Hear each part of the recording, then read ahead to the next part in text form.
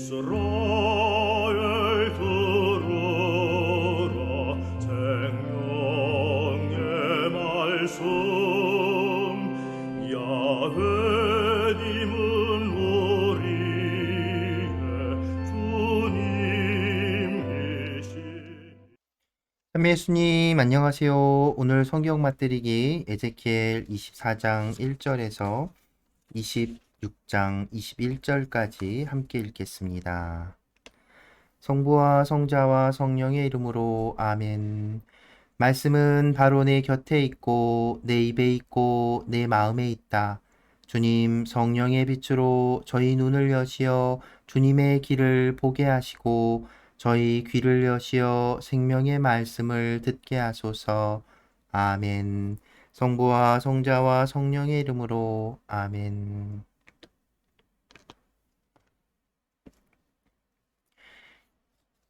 예루살렘이 포위되리라. 제9년 열째 달 초열흘날에 주님의 말씀이 나에게 내렸다. 사람의 아들아, 바로 오늘 날짜를 기록해 두어라. 바빌론 임금이 바로 오늘 예루살렘을 포위하였다. 너는 저 반항의 집안에게 비유를 들려주어라. 그들에게 말하여라. 주 하느님이 이렇게 말한다. 솥을 걸어라. 물을 붓고 고깃덩이들을 집어넣어라. 모두 좋은 고깃덩이로 넓적다리와 어깨 고기를 골라 가장 좋은 뼈와 함께 가득 채워라. 양떼에서 가장 좋은 것도 잡아놓고 그 밑에 장작을 쌓아 안에 든 뼈까지 삶아지도록 펄펄 끓여라. 그러므로 주 하느님이 이렇게 말한다. 불행하여라 피의 도성, 안에 녹이 쓴 솥, 녹이 없어지지 않은 솥, 그 안에 고깃덩이들을 하나씩 하나씩 꺼내어라. 제비를 뽑아 고를 것도 없다.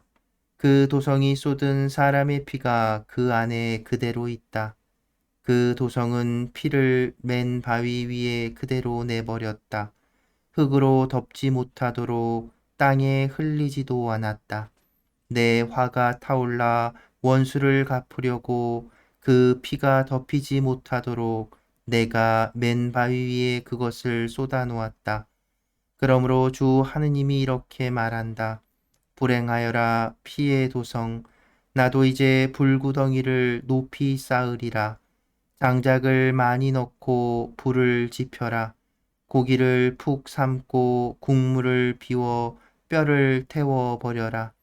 솥을 빈 채로 숯불에 올려놓아 그것이 뜨거워지고 노새가 달아올라 솥 안에 부정이 녹아버리고 그 안에 녹이 가시게 하여라. 그러나 지치도록 고생만 할 뿐 그 솥에 녹이 많아서 그 녹은 불로도 없어지지 않는다. 너의 부정과 추잡한 짓 때문에 내가 너를 정결하게 하였지만 네가 부정을 벗고 정결하게 되지 않았으니 내가 너에 대한 화를 풀 때까지 너는 정결하게 되지 못할 것이다. 나 주님이 말하였다. 때가 오면 내가 그대로 하겠다. 나는 돌이키지 않고 동정하지도 않으며 뉘우치지도 않겠다. 네가 걸어온 길과 행실에 따라 내가 너를 심판하겠다. 주 하느님의 말이다. 아내의 죽음을 상징으로 삼다. 주님의 말씀이 나에게 내렸다. 사람의 아들아, 나는 내 눈의 즐거움을 갑작스러운 죽음으로 너에게서 앗아가겠다. 너는 슬퍼하지도 울지도 눈물을 흘리지도 마라. 조용히 탄식하며 죽은 이를 두고 곡을 하지 마라. 머리에 쓰개를 쓰고 발에 신을 신어라. 콧수염을 가리지 말고 사람들이 가져온 빵도 먹지 마라. 이튿날 아침에 내가 백성에게 이 이야기를 해 주었는데 저녁에 내 아내가 죽었다. 그 다음 날 아침에 나는 분부를 받은 대로 하였다. 그러자 백성이 나에게 말하였다. 당신이 이렇게 하는 것이 우리에게 무엇을 뜻하는지 일러주지 않겠습니까? 그래서 나는 그들에게 대답하였다. 주님께서 이런 말씀을 나에게 내리셨습니다. 이스라엘 집안에게 말하여라. 주 하느님이 이렇게 말한다. 나 이제 너희의 자랑스러운 힘이고 너희 눈의 즐거움이며 너희 영의 그리움인 나의 성전을 더럽히겠다. 너희가 두고 떠나온 너희 아들, 딸들은 칼에 맞아 쓰러질 것이다. 그런데도 너희는 내가 한 것처럼 하게 될 것이다. 콧수염을 가리지도 못하고 사람들이 가져온 빵을 먹지도 못할 것이다. 머리에는 쓰개를 그대로 쓰고 발에는 신을 그대로 신은 채 슬퍼하지도 울지도 못할 것이다. 너희는 너희 죄 때문에 쓰러져 가면서 서로 바라보며 한탄할 것이다. 에제키엘이 이렇게 너희에게 예표가 되고 그가 한 것처럼 너희도 하게 될 것이다. 이 일이 일어나면 그제야 너희는 내가 주 하느님임을 알게 될 것이다. 너 사람의 아들아, 내가 그들의 요새와 기쁨과 영화, 그들 눈의 즐거움과 그들 영의 열망, 그들의 아들, 딸들을 앗아가는 날, 그날에 피난민 한 사람이 소식을 전하러 너에게 올 것이다. 그날 그 피난민 앞에서 너는 입이 열려 말을 하게 되고 다시는 벙어리가 되지 않을 것이다. 너는 이렇게 그들에게 예표가 될 것이다. 그제야 그들은 내가 주님임을 알게 될 것이다. 암몬인들에게 내리는 심판. 주님의 말씀이 나에게 내렸다. 사람의 아들아, 암몬인들에게 얼굴을 돌리고 그들을 거슬러 예언하여라. 암몬인들에게 말하여라. 주 하느님의 말을 들어라. 주 하느님이 이렇게 말한다. 너는 나의 성소가 더럽혀졌을 때 아하 하고 소리 지르고 이스라엘 땅이 황폐해졌을 때에도 이스라엘 집안이 유배를 떠날 때에도 그러하였다. 그러므로 나 이제 너를 동방인들에게 소유로 넘겨주겠다. 그들은 내 땅에 촌락을 세워 거처를 마련하고는 너의 열매를 먹고 너의 우유를 마실 것이다. 나는 또 라빠를 낙타 목장으로 암몬의 성읍들을 양우리로 만들어 버리겠다. 그제야 너희는 내가 주님임을 알게 될 것이다. 정녕 주 하느님이 이렇게 말한다. 너는 이스라엘 땅을 두고 손뼉을 치고 발을 구르며 악의에 가득 찬 마음으로 기뻐하였다. 그러므로 나 이제 너에게 손을 뻗어 너를 민족들의 약탈품으로 내놓겠다. 너를 민족들에게서 잘라버리고 나라들 가운데에서 멸망시켜 너를 전멸시켜 버리겠다. 그제야 너는 내가 주님임을 알게 될 것이다. 모압에 내리는 심판. 주 하느님께서 이렇게 말씀하신다. 모압과 세이르는 보아라. 유다 집안도 다른 모든 민족들과 다르지 않다고 말하였다. 그러므로 나 이제 모압의 옆쪽을 그 국경에 있는 성읍들 곧 그 나라의 자랑인 벳 여시못, 바알 무온, 키리아타임부터 열어 젖히겠다. 나는 모압을 암몬인들과 함께 동방인들에게 소유로 넘겨주겠다. 암몬인들이 민족들 사이에서 더 이상 기억되지 않게 하겠다. 이렇게 내가 모압에게 벌을 내리면 그제야 그들은 내가 주님임을 알게 될 것이다. 에돔에 내리는 심판. 주 하느님께서 이렇게 말씀하신다. 에돔은 복수심을 품고 유다 집안에게 보복하였다. 그들에게 복수하여 큰 죄를 지었다. 그러므로 주 하느님이 이렇게 말한다. 나는 에돔에게 손을 뻗어 그 땅에서 사람과 짐승을 잘라내어 폐허로 만들어 버리겠다. 테만에서 드단까지 사람들이 칼에 맞아 쓰러질 것이다. 내 백성 이스라엘의 손으로 에돔에게 원수를 갚겠다. 내 분노와 내 화에 따라 에돔에게 보복하겠다. 그러면 그들이 나의 복수를 알게 될 것이다. 주 하느님의 말이다. 필리스티아에 내리는 심판. 주 하느님께서 이렇게 말씀하신다. 필리스티아인들은 복수심에 차서 보복하였다. 옛날부터 품어온 적개심으로 다 파괴해 버리려고 악의에 가득 찬 마음으로 복수를 자행하였다. 그러므로 주 하느님이 이렇게 말한다. 나 이제 필리스티아인들에게 손을 뻗어 이 크렛인들을 잘라버리고 바닷가에 살아남은 자들도 멸망시키겠다. 내가 이렇게 그들에게 분노의 징벌을 내려 크게 복수하겠다. 내가 그들에게 복수하면 그제야 그들은 내가 주님임을 알게 될 것이다. 티로에 내리는 심판. 제11년 어느 달 초하룻날에 주님의 말씀이 나에게 내렸다. 사람의 아들아, 티로가 예루살렘을 두고 이렇게 말하였다. 아하, 민족들의 관문이 부서져 나에게 활짝 열렸구나. 나는 풍부해지고 그것은 폐허가 되는구나. 그러므로 주 하느님이 이렇게 말한다. 티로야, 나 이제 너를 대적하리라. 바다가 물결을 밀어 올리듯 내가 너를 거슬러 많은 민족들을 불러 올리리라. 그들은 티로의 성벽을 부수고 탑들을 허물어뜨리리라. 나는 그곳에서 흙을 쓸어내어 맨바위로 만들어 버리리라. 그리하여 그곳은 바다 한가운데에서 그물이나 펴서 말리는 곳이 되리라. 정녕 내가 말하였다. 주 하느님의 말이다. 티로는 민족들의 약탈품이 되고 무태 있는 티로의 딸들은 칼로 살해되리라. 그제야 그들은 내가 주님임을 알게 되리라. 주 하느님이 이렇게 말한다. 나 이제 기마와 병거와 기병 그리고 많은 군대의 무리를 거느린 임금들의 임금인 바빌론 임금 네부카드네자르를 북쪽에서 데려오겠다. 그는 무태 있는 너의 딸들을 칼로 살해하고는 너를 치러 공격 보루를 만들고 공격 축대를 쌓고 너를 향하여 방패들을 세우리라. 파쇄기로 내 성벽을 치고 쇠망치로 내 탑들을 부수리라.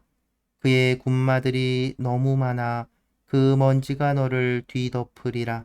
뚫린 성벽으로 성 안에 들이닥치듯 그가 너의 성문으로 들어올 때 기병들과 병거들의 바퀴 소리에 너의 성벽이 흔들리리라. 그는 말발굽으로 너의 거리들을 모조리 짓밟으며 백성을 칼로 학살하고 튼튼한 기둥들을 쓰러뜨리리라. 군사들은 너의 재물을 약탈하고 상품들을 노략하며 너의 성벽을 허물어뜨리고 호화로운 집들을 부수어 석재와 목재와 흙덩이까지 바다 한가운데로 던져버리리라. 나는 이렇게 너의 시끄러운 노랫소리를 그치게 하고 수금소리가 다시는 들리지 않게 하리라. 내가 이렇듯 너를 맨바위로 만들어버리면 너는 그물이나 펴서 말리는 곳이 되고 더 이상 재건되지 않으리라. 정녕 나 주님이 말하였다. 주 하느님의 말이다. 주 하느님이 티로에게 이렇게 말한다. 부상당한 자들이 신음하고 네 가운데에서 사륙이 자행되면서 들리는 내 몰락의 소리에 어찌 섬들이 떨지 않겠느냐. 바다의 제후들은 모두 왕자에서 내려와 예복을 치우고 수놓은 옷을 벗을 것이다. 공포를 옷처럼 입고 땅바닥에 주저앉아 줄곧 떨며 너 때문에 즐겁할 것이다. 그리고 너를 두고 애가를 지어 부를 것이다. 어쩌다가 바다에서 사라졌나. 찬양받던 성읍 주민들과 함께 바다에서 세력을 떨치며 온 육지를 공포에 떨게 하던 성읍. 그런데 이제 내 몰락의 날에 섬들이 떨고 내 종말을 보며 바다의 섬들이 어쩔 줄 몰라 한다. 주 하느님이 이렇게 말한다. 내가 너를 사람이 살지 않는 성읍처럼 황폐한 성읍으로 만들고 시면을 끌어올려 큰 물이 너를 덮어버리게 하며 구렁으로 내려가는 자들과 함께 옛사람들에게 내려가게 하겠다. 그리고 구렁으로 내려가는 자들과 함께 저 아래 땅 태고의 폐허에 살게 하여 사람들이 다시는 네 땅에서 살지 못하고 네가 다시는 산이들의 땅에서 일어서지 못하게 하겠다. 그리하여 나는 너를 공포의 대상으로 만들겠다. 너는 더 이상 있지 않아. 사람들이 너를 찾아도 다시는 영원히 찾아내지 못할 것이다. 주 하느님의 말이다. 성부와 성자와 성령의 이름으로 아멘. 말씀은 내 발의 등불이요 나의 길의 빛이옵니다. 주님, 저희가 성경을 생명의 말씀으로 믿고 기도하며 살고 선포하게 하시어 언제나 성령 안에서 평화와 기쁨을 누리게 하소서. 아멘. 성부와 성자와 성령의 이름으로 아멘. 삼위 예수님, 안녕하세요. 네, 오늘 이제 24장부터 27장까지 함께 읽었는데요. 24장, 25장, 죄송합니다. 24장까지가 바로 예루살렘의 멸망에 대한 이야기지요.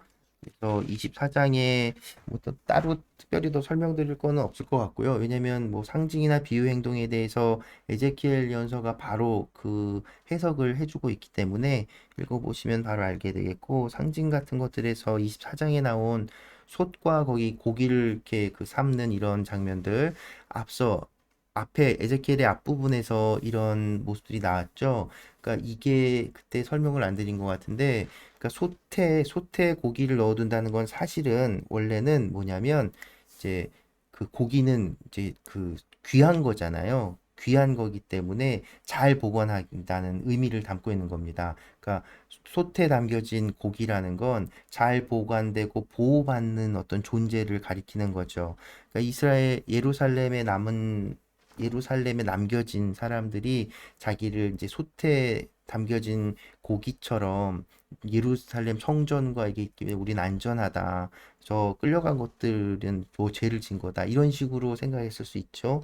그거에 대한 어떤 비판일 거예요. 그래서 이제 그 솥에 담겨진 그 고기, 그 안전하고 보호받는다는 그 상징을 뒤트는 거죠. 24장의 이 상징 표현들은 그런 의미로 볼 수가 있겠고요. 또 정말 무서운 거는 이 상징 행동이 이제 정말 굉장히 그 24장의 15절부터는 예즈킬의 아내가 죽게 되죠. 근데 그 정말 그것마저도 아내의 죽음마저도 예루살렘 멸망에 대한 상징으로, 성전 파괴에 대한 이 상징으로 이렇게 이용되고 있는 모습들, 한편으로는 이 예언자로서 부르심 받은 이들의 이 소명이라는 것이 정말 이렇게 정말 쉽지 않은, 예레미야 예언서를 읽을 때도 우리가 읽었잖아요. 이 고통과 이 외로움이 정말 컸을 것 같습니다. 생각해 보세요. 이제 부인이 죽었는데 이제 뭐죠? 이제 장례 절차를 아무것도 하지 말라는 거예요. 그것을 통해서 드러나는 건 얘기한 것처럼 예루살렘 성전이 무너졌을 때 지금 바빌론 유배와 있는 너희들도 아무것도 할 수 없을 거다라는 거를 그걸 이 상징을 통해서 보여주는 거죠. 참 무섭습니다. 아무튼 그래서 이 예언자라고 에제키엘에게 있어서 예언자라고 하는 것 역시도 어떤 의미를 가지고 있냐면 그런 게 있는 거예요. 그러니까 여기 단지 하나님의 말씀을 전하는 사자로서의 메시지를 전달하고, 그리고 그 예배 공동체로서 이 이스라엘 백성을 이제 모아드리는 것뿐만 아니라 그 이스라엘의 죄를 이렇게 짊어지고 가는 메시아로서의 어떤 모습, 이 예언자상에, 에제키엘의 예언자상에는 담겨 있는 겁니다. 앞선 상징 행동들에서도 왜 자기가 고난을 겪고 막 돌을 올려놓고 지금 또 말도 못하고 실제로 에제키엘 이렇게 예언서에 따르면 에제키엘 예언자는 이스라엘 이 성전이 예루살렘 성전이 무너질 때까지 예, 말을 못하게 됐다고 24장 그 마지막 26절, 27절 부분에 보면 예, 나오게 되지요. 그 예제키엘은 예루살렘 성전이 멸망할 때까지의 이 예언들은 하나님께서 허락하신 것만 말할 수 있었던 거예요. 그 예언자로서의 삶이 정말 고달팠을 겁니다. 정말 모든 존재를 하느님의 말씀과 이 메시지에 침잠해 있었던 그런 모습들. 그러기에 이 메시지들이 힘을 갖게 되는 것이겠죠. 그리고 나서 이제 25장부터 32장까지 32장? 조금 헷갈리네요. 아무튼 길게 또 그 이제 주변 그 민족들, 나라들에 대한 어떤 심판 예언이 쭉 이어집니다. 이 심판 그 순서가 이렇게 보면 이제 바빌론 기준으로 이렇게 쭉 요렇게 내려오는 듯한 그래서 마지막에 이집트까지 심판 내용이 있는데 재미난 것은 26장 이제 26장에서 길게 티로에 대한 심판과 또 내일 읽게 될 부분에서는 티로에 대한 애가 이런 것도 나오는데 티로 티로는 좀 부유한 도시였어요. 부유한 도시였고, 근데 이 티로가 이제 바빌론이 또 이 티로를 실제로 역사 안에서 침공하고 그 이야기는 굉장히 이 고대 근동사에서 유명한 이야기라고 하는데, 근데 에제키엘의 예언은 실현되지는 않았어요. 이 당시에. 왜냐면 티로가 바빌론의 침공을 받기는 했지만 성읍이 이렇게 완전 폐허가 되고 망가지지 않았거든요. 오히려 어떤 무역의 중심지로서 그 이후에도 계속해서 어떤 이렇게 번영한 도시로서 그래서 부패의 상징으로도 이렇게 비춰지는 이제 그런 도시로 그래서 뒤에 에제키엘 연서에도 뒤에 티로에 대한 이 예언이 이제 좀 수정이 되는 것들을 이제 발견할 수도 있게 될 겁니다. 네, 오늘은 이 정도로 하고요. 이제 오늘부터 쭉 또 한동안 이제 여태까지 예루살렘의 성전 파괴와 예루살렘 함락, 예루살렘의 멸망에 대한 이제 에제키엘 예언자의 23장까지의 이야기가 끝나고, 그리고 나서 이제 그 뭐죠? 이방 민족들 주변 나라들에 대한 심판 이야기가 쭉 이어질 겁니다. 에제키엘 예언서 이제 또 이렇게 길게 읽게 되는데 계속 말씀드리지만 지치지 마시고 차분히 천천히 읽어 나갈 수 있으면 좋겠습니다. 네, 그래서 오늘은 또 계속 요즘에 계속 에제키엘 멸망 이야기를 듣다 보니까 계속 사순과 관련된 성가 묵상을 하게 되는데요. 오늘은 가톨릭 성가 124번 은혜로운 회개의 때 이 노래 들으면서 마무리하고자 합니다. 네, 오늘도 함께 해주셔서 감사합니다.